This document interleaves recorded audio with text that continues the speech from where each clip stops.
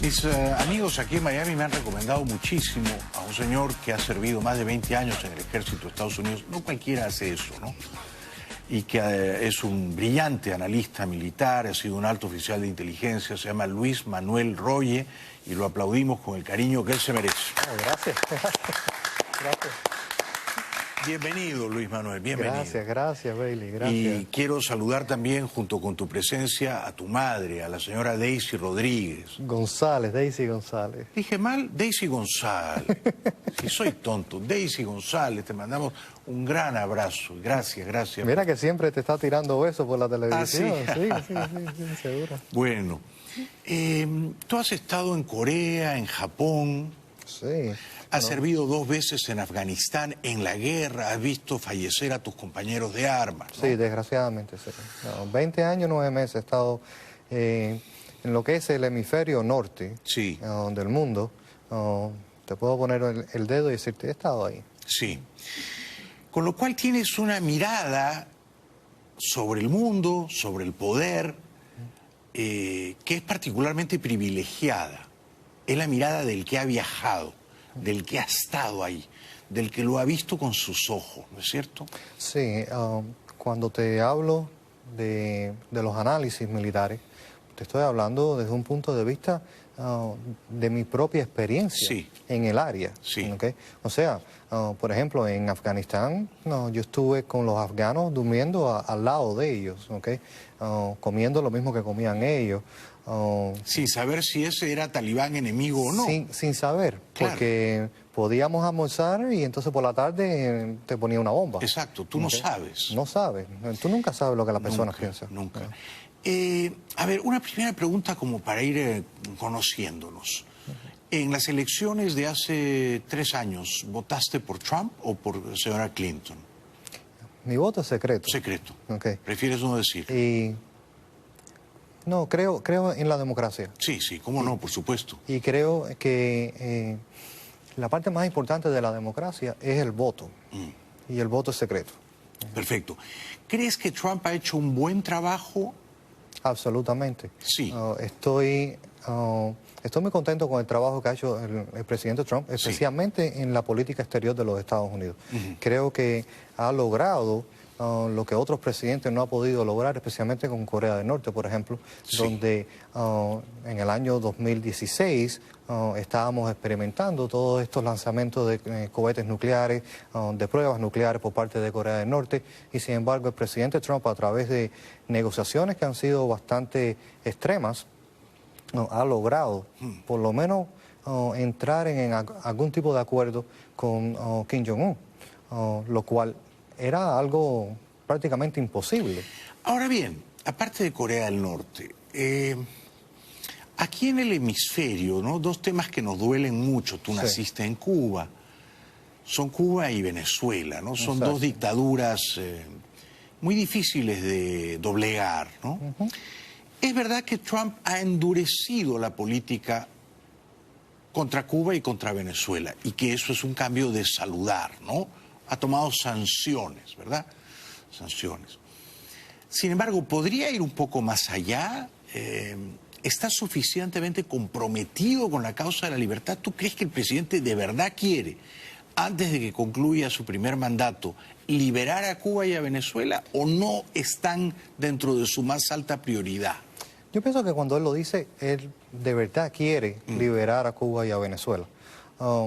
Ahora, él lo que ha creado ha sido las condiciones para que el pueblo de Cuba y el pueblo de Venezuela llegue a la libertad a través de sus propios esfuerzos, que no se ha logrado por diferentes razones en Cuba y en Venezuela.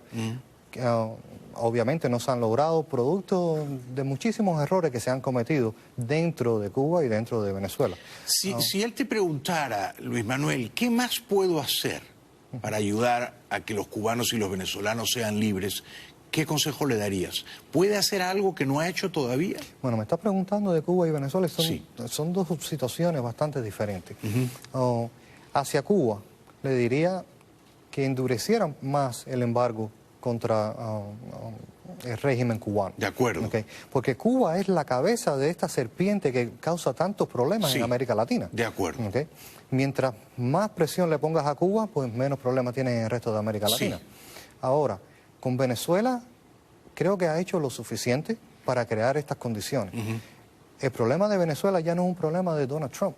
El problema de Venezuela es un problema de los mismos venezolanos, ¿okay? Que no han querido seguir los consejos que se le han dado, especialmente el gobierno de Guaidó. ¿Okay? No critico a Guaidó personalmente, creo que Guaidó como persona es una persona que tiene coraje. ¿Okay? Yo también creo eso. Se enfrentó al régimen de Maduro. Se jugó la vida, ¿no? Se jugó la vida, es verdad. ¿Okay? Ahora, el segundo paso de Guaidó no supo cómo darlo. ¿Okay? Las personas con las que él se ha rodeado no le han sabido dar un consejo. Sí, no tiene un plan B, no tenía un plan B. Nunca lo tuvo. No. ¿Okay? Y entonces eso es lo que destruye la esperanza de que Maduro se fuera de Venezuela. Ahora, tú has servido como militar, ¿no es cierto? Tú has estado en la guerra en Afganistán. Tú también te has jugado la vida. Y tú sabes que a veces hay enemigos o adversarios a los que solamente puedes derrotar usando la fuerza, ¿no? Hay otros adversarios con los que puedes negociar diplomáticamente, bien. Pero en el caso de Cuba y de Venezuela, ¿no te parece que son dos adversarios a los que solo vamos a poder derrotar si usamos la fuerza militar? Yo no digo invasiones en tierra de 20 o 30.000 hombres a la antigua, ¿no? Pero alguna forma inteligente, estratégica de usar la fuerza militar, ¿no se justificaría, Luis Manuel? Mira, Cuba, ¿okay? Ya en estos momentos, después de 60 años, y te lo digo con mucho riesgo aquí, ¿okay? Ya es mejor esperar a ver cuánto tiempo más le queda a Fidel Castro antes de tratar de poner esta fuerza militar y entrar a Cuba en una invasión. No se va a encontrar el soldado aquí en Miami para formar esa fuerza militar. Es mejor esperar a que se muera Raúl Castro. Es mejor esperar que se muera. Acuérdate, en las relaciones internacionales, la prioridad número uno es la diplomacia. Sí. ¿Okay? Dentro de esa diplomacia se usa la fuerza militar también para llegar a los objetivos diplomáticos. Pero como te dije, no existen las condiciones para crear esa fuerza invasora para liberar a Cuba, a no ser que sea el ejército de los Estados Unidos. Yo estoy completamente en desacuerdo de usar a mis muchachos para ir a arreglarle el problema a los cubanos. ¿Estás en desacuerdo? No, estoy en desacuerdo completamente. ¿Okay? El problema de Cuba es un problema de los cubanos. ¿Okay? Y usar a los soldados norteamericanos, poner la vida en peligro al recurso más preciado que tiene este país, que es el ejército de los Estados Unidos, para ir a arreglar el problema que tiene Cuba. No, yo no estoy de acuerdo con eso, ni tampoco en Venezuela, aunque sí estoy de acuerdo que en ambas naciones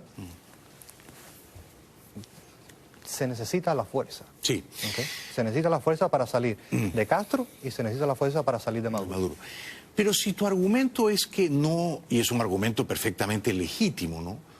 Que no está bien, que no se justifica exponer las vidas de los soldados de Estados Unidos para resolver unos conflictos internos de otros países, sea Cuba o Venezuela, ¿por qué sí se justificaba que tú fueras como soldado a Afganistán? ¿Por qué se justificaba que hubiera, y todavía hay, una presencia menor de militares en Siria o en Irak? Es decir, ¿por qué el soldado americano arriesga su vida en Siria, en Irak y Afganistán y no la debe arriesgar en Cuba ni en Venezuela? ¿Cuál es la lógica? Bailey, porque en Afganistán, en Siria, lidiando con Irán, estamos hablando de peligros existenciales para los mismos Estados Unidos, los intereses de los Estados Unidos y nuestros aliados en Europa. ¿Okay? Peligro existencial. Cuba y Venezuela no representan un peligro existencial para los Estados Unidos. Entonces es mejor utilizar otras vías diplomáticas, ¿okay? para lidiar con el problema de Cuba. Pero tú sabes que habría gente dispuesta a debatir contigo sobre ese punto. Claro, seguro. Hay gente que dice que Venezuela sí representa un peligro a la seguridad de los Estados Unidos en la medida en que cobija, entrena, financia a terroristas islámicos que estarían bien contentos de perpetrar atentados aquí en Estados Unidos. Claro, pero fíjate lo que dijiste, ¿okay? Es un peligro a la seguridad de los Estados Unidos, pero no es un peligro existencial. No es una amenaza existencial. No. Por ejemplo, cuando hubo el atentado de septiembre 11 en las Torres Gemelas de Nueva York, no se sabía lo que estaba pasando. ¿Okay? Más de 3.000 norteamericanos perdieron la vida en un momento, Bailey. ¿Okay? Hubo el ataque también sincronizado contra el Pentágono, el ataque sincronizado contra nuestra aerolínea, como fue ese avión que estaba volando por encima de Pensilvania. Sí. O sea, eso sí fue un peligro existencial para los Estados Unidos, para la sociedad. Pero no en Venezuela. Claro, a ver, déjame recordar otro ejemplo. Hace poco más de 20 años, a mediados de los 90, en el corazón de Europa, en los Balcanes, había una guerra étnica, ¿no? Sí. Una suerte de guerra civil, ¿no? Básicamente los serbios estaban masacrando a todos los ex-yugoslavos que no eran serbios, ¿no? No representaban, creo yo, una amenaza existencial a Estados Unidos, ¿no? Era una carnicería en el corazón de Europa. Sin embargo, el presidente Clinton, no un republicano, un demócrata, se convenció de que debía usar la fuerza militar, la aviación. Y se usó la aviación de Estados Unidos y la aviación de la Alianza Atlántica para detener el genocidio. Y se detuvo el genocidio.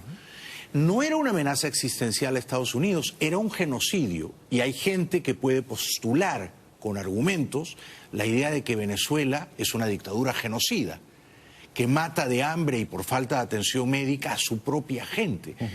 Ese argumento de tener un genocidio no justifica, por ejemplo, usar la fuerza como se usó hace 20 años en Europa. Bueno, vamos a expandir entonces lo que estabas diciendo de Europa. Y vamos a virar para atrás hacia... ¿Lo recuerdas? Sí, sí, por supuesto. Porque Clinton no quería usar la fuerza al comienzo. Él no quiso, se vio forzado. Se vio forzado. Exacto.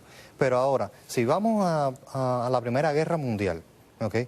¿Y qué causó la Primera Guerra Mundial? Estamos viendo que fueron sucesos en esa misma área del planeta lo que causaron la Primera Guerra Mundial, lo cual afectó los intereses de los Estados Unidos también y pudo haber afectado la existencia de los Estados Unidos. Si se dejaba en ese momento, si Clinton dejaba que esa situación, ese genocidio se saliera de control, iba a traer a todos los países de Europa y los Estados Unidos se iba a ver envuelto quizás en otra guerra mundial. No es la situación de Venezuela, aunque sí estoy de acuerdo contigo de que el gobierno de Maduro es un gobierno asesino, es un gobierno increíblemente sadístico, ¿okay? Es un gobierno que hay que salirse de él. Pero son los venezolanos, pero son los venezolanos los que tienen que salirse de ese gobierno. Hace unos días atrás, el presidente Guaidó finalmente aceptó, casi un año después de que asumió el mando, de que, bueno, hace falta la fuerza para salir de Maduro, ¿okay? Te voy a decir algo también, Bailey. Desde febrero de este año, nosotros, a través de diferentes organizaciones, hemos estado tratando de entrar en contacto con el gobierno de Guaidó, ¿okay? Para darle el asesoramiento que él necesita, ¿okay? En primer lugar, lo negó. Después ya no quiso contestar más, ¿okay? Pero desde febrero se la ha estado... Ustedes querían hablar con él, ayudarlo, y él no quiso recibir la ayuda. No quiso recibir la ayuda. ¿Okay? Y ustedes son expertos en dar ayuda militar, precisamente. Precisamente era lo que se le iba a decir a él. Cómo era que podía organizar estas manifestaciones. Sí, es muy revelador lo que estás contando. Para entonces... Es muy revelador. Bueno, sí. Pero sí pasó. Nunca es tarde para rectificar, ¿no? Exacto. Tenemos que ir un ratito a la publicidad, luego seguimos conversando con este brillante analista militar, Luis Manuel Roye. Y saludamos también a su mamá, a la gran señora Daisy González. Daisy, tú has hecho posible este encuentro, tú.